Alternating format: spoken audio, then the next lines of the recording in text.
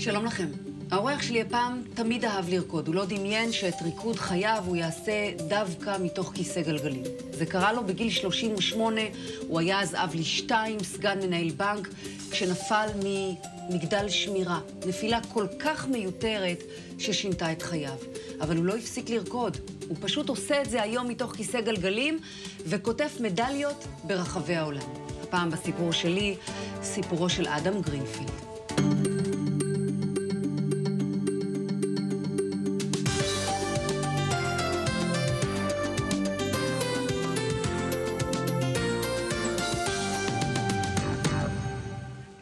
אהלן אדם. בוקר טוב. ספר לי על אדם חודש לפני הפציעה. עבדתי כסגן חשב בחברה אוסטרלית. וחברה רב-לאומית שהיה לה בארץ מפעלים לבטון מובא ומחצבות. הייתי קם בבוקר, או נוסע עם האוטו, או הולך ברגל לרכבת, לוקח את הרכבת מהרצליה לבורסה ברמת גן, שם היה המשרדים. עובד מצאת המטלות הנשמה, עבדתי קשה. אב לשתי בנות. אב לשתי בנות. זמן לבלות היה לך? לא כל כך, לא כל כך, כי א' הייתי קרייריסט, מאוד שאפתי להוכיח את עצמי בעבודה, אז עבדתי הרבה שעות. שתי בנות זה משרה מלאה, ואישה זה גם מצריכת שלו, מי כמוך יודעת. זהו, החיים סך הכל מסודרים, מה שנקרא בורגניים. גרתי עם חמותי באותה תקופה. כן. וזהו, גרנו בדירה סחורה, עם קוטג' עם כמה קומות. קטן מאוד. כשחזרתי, לא יכולתי לחזור הביתה. זאת הייתה אחת הבעיות. וזהו, פחות או יותר אלוהי החיים. אהבת אז לרקוד? כן, כן, כן. לרקוד זה איזשהו משהו, גחמה מאוחרת שהתפתחה לאט לאט. כשהייתי סגן מנהל בבנק איגוד ברעננה, אחד הלקוחות אמר לי יום אחד, מה, אתה יושב כל הזמן על הכיסא? בוא, יש חוגים ברעננה מדהימים, בוא תצטרף, תראה איך זה נראה. לקחתי את אשתי, והתחלנו לרקוד. היא די מהר הבינה שזה לא בדיוק בשבילה. היא מושבניקית מוויטקין, אז היא אמרה שהיא כמו שק תפוחי אדמה, שאני אעזוב אותה. אז המשכתי בכיוון הזה לבד. באותה תקופה, אני מדבר 3-4 שנים לפני הפציעה, השלמתי את התואר השני שלי בבאר שבע במנהל עסקים. אז זוכר שהייתי מבקש מאשתי לחכות לי בצומת רעננה כפר סבא, הייתי לוקח את האוטובוס הישיר מבאר שבע לחיפה, עוצר בצומת כפר סבא, רעננה, אשתי באה עם הסובארו אדומה, מחכה לי עם הטרנינג, והייתי רציתי לרקוד ריקודי עם כדי לא לפספס את השיעור. זאת אומרת, זה סחף אותך. תראי, כן, סחף אותי. כן, המילה סחף, כן, בסדר. כן. 1992. 1992, כן. שירות מילואים. כן, כן. איפה? המחנה הימ"ח. זה ליד, בין רמאללה לירושלים, במחנה עופר. אני הייתי, כאיש מילואים הייתי בשריון, ודווקא זה מילואים שאהבתי לעשות, כי לא כולם אהבו לשמור במגדלי שמירה. התעסוקה התחלקה שתי תקופות, אימון ותעסוקה מבצעית, ואני לפעמים את המבצעית העדפתי לעשות על מגדל השמירה, כי יש את הראש השקט, אתה יורד למטה, יש את הזמן שלך, אתה קורא ספרים. כן, תרפיה. כן, כן. מה קרה באותו לילה? שמעתי כל הלילה, והייתי עייף אחרי שמירת לילה. ירדתי למטה, היה ב-6-7 בבוקר, והיה לנו שם ליד המגדל שמירה, לא צריפון פריקס, משהו כזה קטנצ'יק מפלסטיק, פיברגלס. ישנתי, ואחרי שעה קמתי כולי מזיע, נוטף זיעה. זה היה יוני 92, חם מאוד. אמרתי, מה אני עושה? אני חייב לישון. כשישנתי שעה, יש לי אחר כך, זה שמירה אחד אחרי השני, כלומר, בשיטת הסרט ענה. לא, גפרור עמד לי גפרור. כן. סיגר מדליקה סיגריה. אמרתי, מה אני עושה? אמרתי, אוי, יש לי רעיון. למעלה, במגדל עצמו, איפה שהשומר, לידו יש את המיטה. הוא שומר, אני אשן לידו. ואז נפתח את הדלתות. בריזה של ירושלים היה יותר טוב מזה. מיזוג אוויר טבעי, ונמשיך לישון שם. אז ככה קמתי מהמיטה, שק שינה, חבל עליי להתעורר לגמרי מהשינה, אז ניפפתי ככה ליד ועליתי ככה עם השק שינה פה ביד. כשאתה אפוף, רק מחכה לשים את הראש למעלה. בדיוק. ואז שהגעתי למעלה, זוכרת, פתחתי את הדלת, החזקתי את הידית, ואת היד השנייה עם השק שינה, עשיתי תנועה כזאת. כדי לזרוק את השק פנימה. בדיוק. לקבל תנופה ולזרוק אותו פנימה. בדיוק. מעשה פזיז, ששילמתי במחיר יקר יותר מדי. עשיתי את התנועה הזאת, ואני זוכר שאיבדתי 70 משקל. ראיתי בבירור את הידי, לא הצלחתי לבלום. האם אולי הייתי יותר חזק? אולי הייתי בולם, לא חושב, אבל ניסיתי מיד עוד לעצור. לא יכולתי להחזיק את הגוף עם היד. פשוט היד נפתחה ועפתי למטה. מאיזה גובה? בערך 3-4 מטר. את ההכרה לא איבדתי. דרך אגב, יש מטבע לשון, כוכבים, רואים כוכבים? ראית פעם כוכבים? לא. לא. אז יש ביטויים בחיים כשאתה נתקל בהם, אתה פתאום, כמו שנוף עוצר נשימה. כשהייתי בכנרת, ברמת הגולן, ראיתי, נעצר לי האוויר. כלומר, נוף עוצר נשימה, הבנתי מה זה. באותו עניין. ראית כוכבים. כן, אתה פתאום מסתכל, אתה מרים את הראש, כאלה, את יודעת, כוכבים, מדהים, איזה יופי. מדהים כאילו לראות כוכבים, זה לא... משהו כאב לך? לא יודע, כלומר, לא... הייתה מכה, כן, היה מכה אדירה, כלומר, הרגשתי כאבים, אבל אני לא יכול למקד אותם. אתה רואה את הכוכבים האלה רצים, ואז אני מנסה לקום, ואני לא מצליח לקום. אני זוכרת, עשיתי ככה ברגליים, ואני אומר, וואלה, אני לא מרגיש אותם. ואז אמרתי, לא נעים לקלל בטלוויזיה, אבל... מה עם ריקודי ים? זו המחשבה הראשונה שחלפה לי. מוזר שזו המחשבה הראשונה שחלפה. מאוד, אין לך מושג כמה. אני בשיקום אחר כך חזרתי ואמרתי, נשוי, 2 ילדים, אמצע החיים, קריירה, עבודה וזה. ומה שהמחשבה הראשונה שנזרקה, הייתה מהם ריקודי ים. זהו, באותו, חשבתי, עבר, כלומר, זה לא שחשבתי כשנפלתי וחיכיתי, חשבתי חצי שעה, מה עם הריקודי ים? מחשבה, אחר כך התחלתי לחשוב, שומר, תראה, תעזור לי. כן. פינו אותך משם, מתי הפעם הראשונה שהבנת שלא תוכל ללכת שוב? זה מהמנקות בתל השומר. מהמנקות? כן. הרופאים לא אומרים לך שנפצעת שאתה משותק. המנקות, הנכה זה עם הכיסא גלגל. אז הבנתי שאני כנראה לא אוכל ללכת. מה עושה לך ההבנה הזאת? תראי, הרופאים ייתנו את זה אחר כך, אמרו, חכה, יש שיקום, אולי זה המטומה, זאת אומרת, אולי זה איזשהו פצע שיספג, ויש ניסים, ויש מקרים, חכה, כלומר, משכו את הרגע. לא נעים, בלשון המעטה. הרבה מחשבות, מה יהיה, איך יהיה, מה, מי, קשה, זו מחשבה קשה. איך יהיה מה? איך יהיו החיים? איך יהיו החיים? איך תהיה הזוגיות עם אשתי? איך תהיה הזוגיות? איך אני אגיע? איזה אבא אני אהיה? איזה אבא אני אהיה? תראי, לשמחתי, באבהות, ציון לשבח. הייתי יורם לב בכל הטיולים השנתיים. כלומר, כשהתחלתי לעשות את הספירת מלאי, מה יש לי, מה אין לי, אז אמרתי, טוב, לטיולים השנתיים, המורה הייתה מתקשרת ישירות אליי.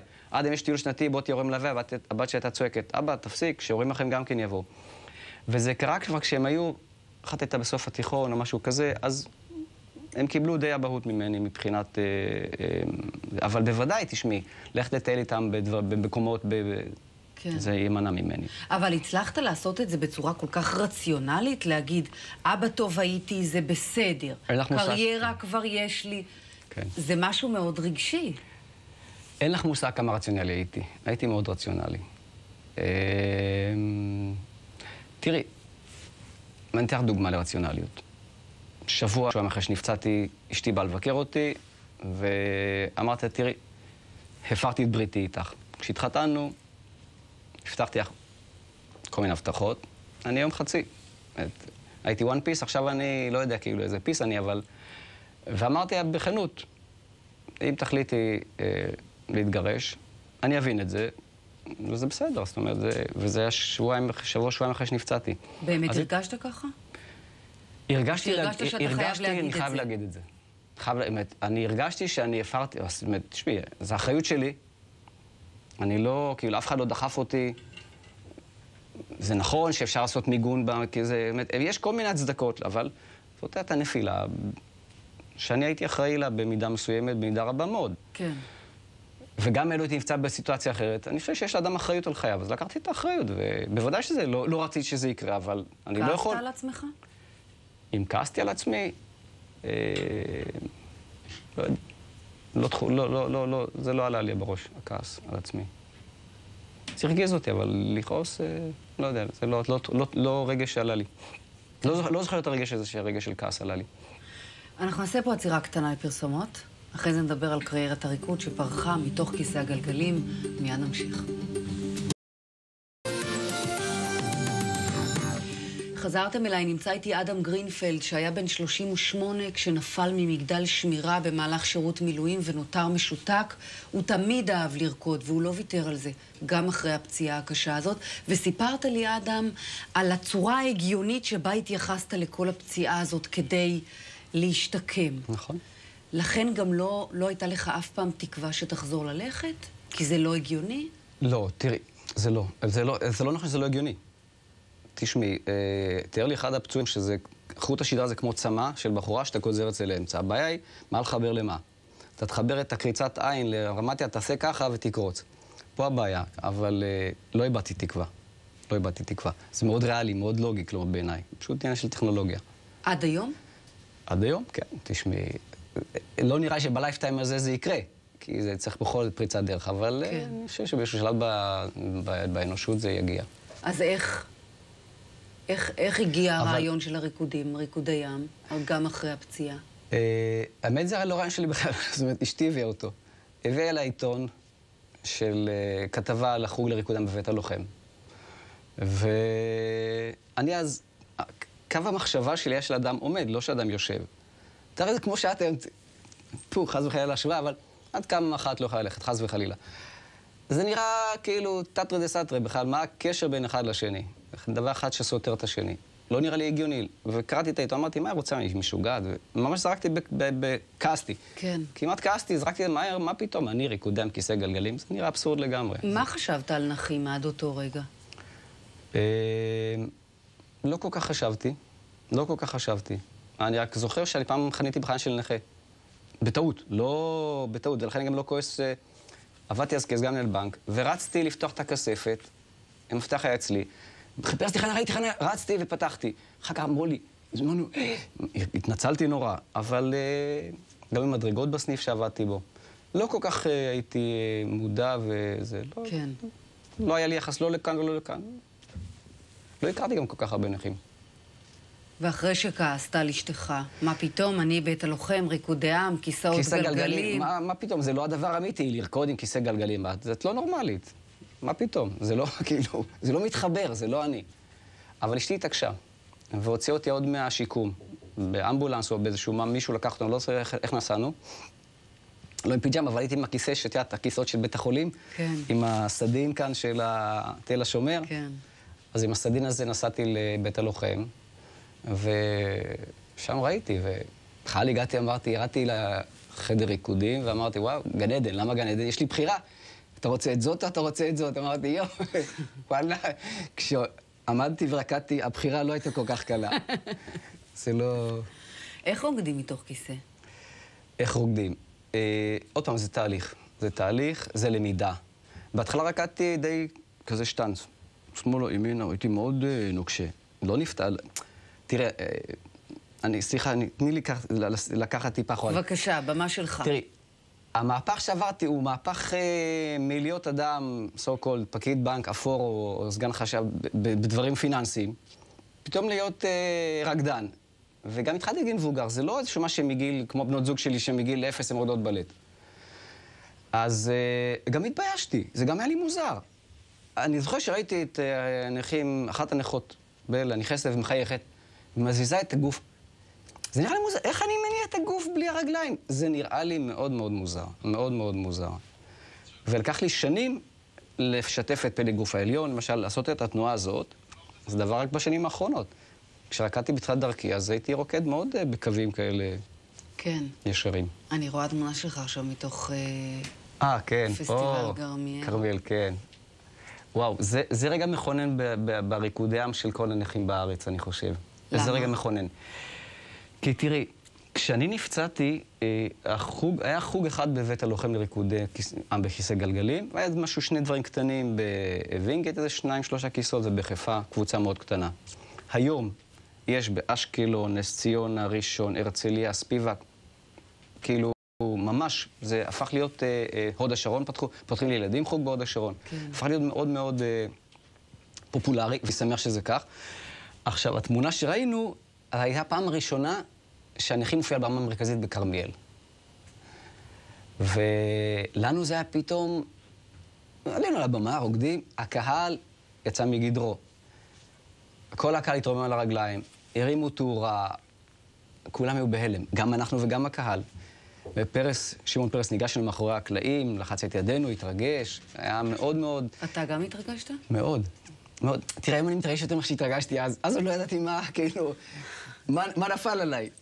אז, אבל בהחלט התרגשנו מאוד. התרגשנו מהתגובה של הקהל. הקהל אהב את זה, הקהל קיבל את זה. כמה הסתכלת עוד על אנשים הולכים שרוקדים ריקודי עם? לא מבין את השאלה. פתאום אתה רוקד ריקודי עם מתוך הכיסא. נכון. ואתה רואה אחרים שרוקדים את זה כמו שאתה רקדת קודם. נכון. כמה הסתכלת וחשבת לעצמך, אני שייך אליהם, אני כאן, הבלבול הזה? הבנתי. תראי, השיקום בעיניי היה שאני חוזר לחוג הרגיל שלי. וזה היה בעיניי השיקום, עם הכיסא גלגלים. אני זוכר שהיה מקרה בין הבודדים, כלומר, בודד שהתייחסו אליי לא כל כך יפה, שבאתי לחוג שרקדתי לפני כן, והמדריך אמר, אני לא יודע אם אתה יכול להיות עם הכיסא, כי הרצפת פרקט, מאוד נפגעתי. אבל... אמרת לו משהו? לא, הייתי אז נורא טרי בפציעה.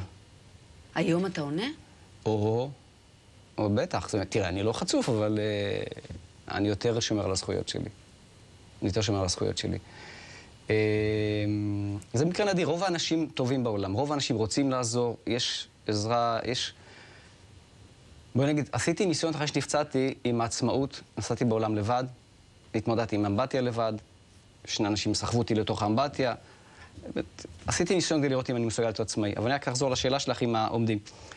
תראי, הסיבה שגם אני רוקד עם אנשים עומדים, זה החיבור שלי לעולם של העומדים. כלומר, אני לא מרגיש אני מרגיש שיותר קל לי לרקוד עם אנשים עומדים, כי זה החיבור שלי לעולם, השילוב. כן. השילוב הנכון בין נכה לבין זה.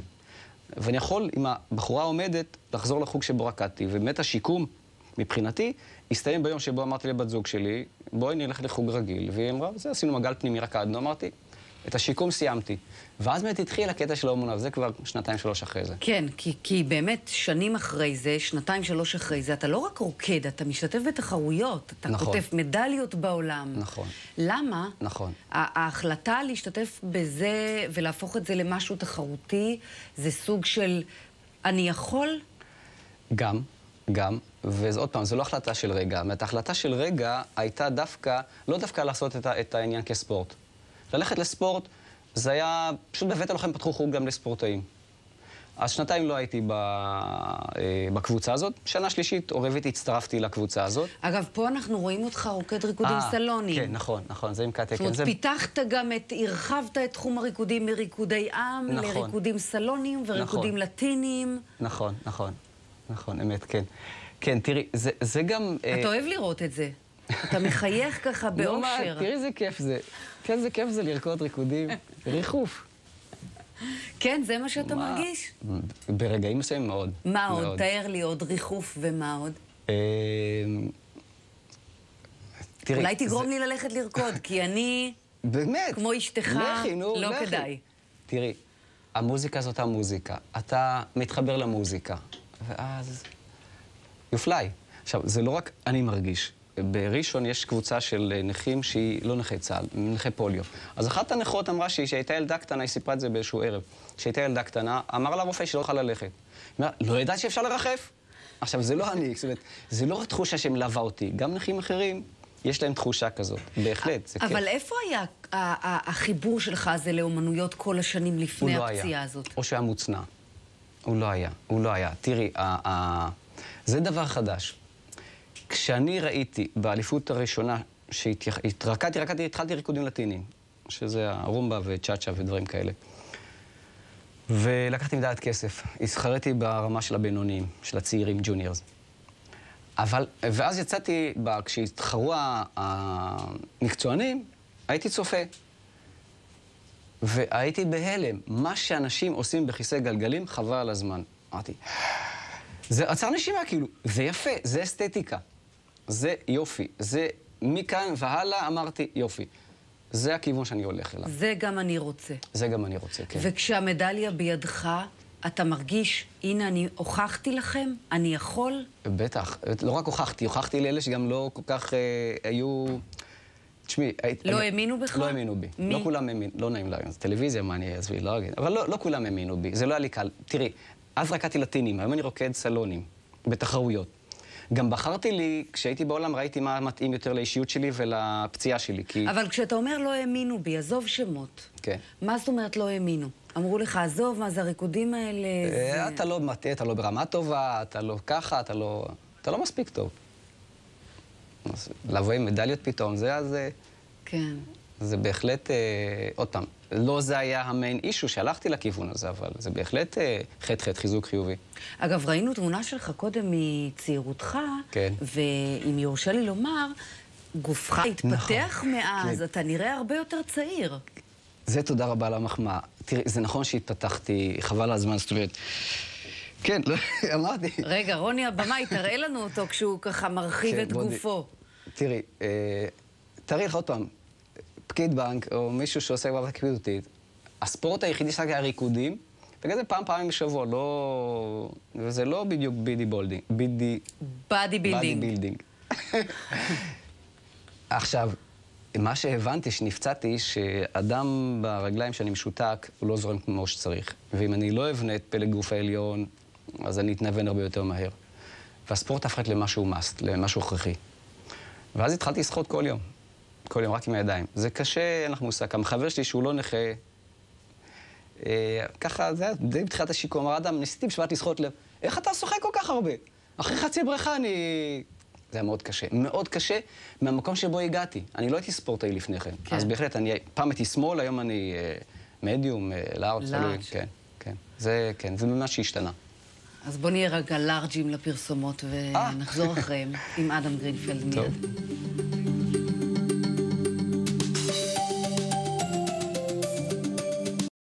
אדם, יש הרבה אנשים שחלו בסרטן, שחלו במחלות קשות אחרות, שאמרו לי, זו הייתה מתנת חיי. זה גרם לי לשנות את החיים, את הראייה. פתאום עשיתי את הדברים שאני באמת אוהב. סדרי עדיפויות השתנו. ככה גם אתה מרגיש? בחיים לא. תראי, זה מכה שלא כתובה בתורה. זה, עם כל ההצלחות שיש לי, ויש לי הצלחות, אני לא מאחל את זה לאף אחד, והייתי מעדיף לקבל רגליים. כי זה דברים שאתה יכול להשיג אותם, את הדברים שהשגתי. את הרגליים אי אפשר. אני לא מרגיש. עוד פעם, אני מאוד מרוצה במה שאני עושה היום. כן. עזבי, זה לא שווה את הרגע. באמת, זה לא. זה נורא קשה. בכל מקום, להתנייד, להתנייע, לחיות, זה מאוד קשה. אני עושה את זה, אבל זה מאוד קשה. כן. זה לא מתנה. הריקוד היום הוא כל היום שלך? תופס חלק מאוד מרכזי בחיים שלי. מאוד מרכזי בחיים שלי. גם בני הבית יודעים. דרך אגב, חייבים משפחה תומכת כדי לעשות מה שאני עושה. כלומר, אם אין לך משפחה תומכת, הבנות, אישה, מאחוריך, אי אפשר לעשות את מה שאני עושה, כי אני רוקד כמעט כל יום. לפעמים פעמיים ביום, לפעמים אפילו יותר מזה. ואימונים? אימונים, המון אימונים. פיזיותרפיה, שיטת אלכסנדר, זה דברים שאני עושה אותם. כושר גופני לשמור. אז זה בהחלט תופס מקום מאוד מרכזי, ומשקיע בזה הרבה. מה החלום שלך? שאסד יחתום הסכם שלו עם ישראל, ובבית גבריאל, אספת הכנרת, ואני ארקוד שם, או עם הבת זוג, או עם הזוג סורים. כי זו לא מדינה חילונית, אז אולי נעשה איזשהו משהו ביחד. כוריאוגרפיה בעצמך זה משהו שאתה חושב עליו? אני עוד צעיר מדי בשביל זה. אני עוד יותר מדי רקדן. למרות תראי, כמו שאמרנו, מטבעות לשון, חדוות יצירה. הרבה פעמים כשאני בונים כוריאוגרפיה חדשה, שם בבלט, אז אני זוכר שאני בבית, בלילה ישן, ואני חושב איך לעשות את זה, וזה, כי זה כיף, זה כיף בלתי רגיל, וזה חדווה שאתה צריך ליצור אנשם המוזיקה. וואו, איך אני ארקוד את זה? יש את זה. כן. זה כן, אבל אני עוד לא ברמה כזאת שאני יכול לעשות כוריאוגרפיה. ביקשנו שתביא איזשהו חפץ שהוא משמעותי לך, מה הבאת? כן. הבאתי את המדליה שזכיתי ביפן, מדליית זהב. וזה היה רגע מרגש, כי גם פגשנו בזכות המדליית קיסר יפן ואת אשתו. בוא נפנה את זה רק למצלמה. כן. אוקיי. כן. אפשר לדבר במקביל, כן, אפיה. אוקיי. או שאתה לא עושה שני דברים ביחד. כי בריקודים צריך הרבה קורדינציה. זה נכון, כי אני לא יודע בזווית, אז יחתכו לי את הדיבור. בכל אופן, זה סימל הצלחה שלי כנכה. תראי, הייתה לי בעיה כשנפצעתי, איפה אני את תרומתי? עם כיסא גלגלים, עם משפחה, פרנסה, מדינה. אני מאוד אוהב את המדינה שלי. ואם אני מאחר שנפצעתי, אני יכול להביא, עם הכיסא גלגלים, כבוד למדינה. כלומר, להביא מדליית זהב, לייצג את המדינה באליפות ביפן. כשר יפן בכבודו בעצמו, אני את שלי עשיתי. אם אני, כלומר, מפריע לי בעולם שרואים את ישראל דרך הסכסוך הישראלי-ערבי. יש עוד פנים למדינה, ואני תרמתי לקטע הזה. אגב, בתחרויות האלה אתה נחשב לנכה קל, נכון? נכון, נכון, כן. כן, יש שתי קטגוריות. יש קטגוריה של נכים קשים, שהם עם יד אחת, או שפגועים מאוד גבוה, או עם כיסא חשמלי. ויש את הקלים, שזה אני, ועוד יותר קלים. יש כאלה שיש להם צליעה קלה ברגל, ואני מתחרה מולם. זאת אומרת, ואנשים אומרים לי, זה לא פייר.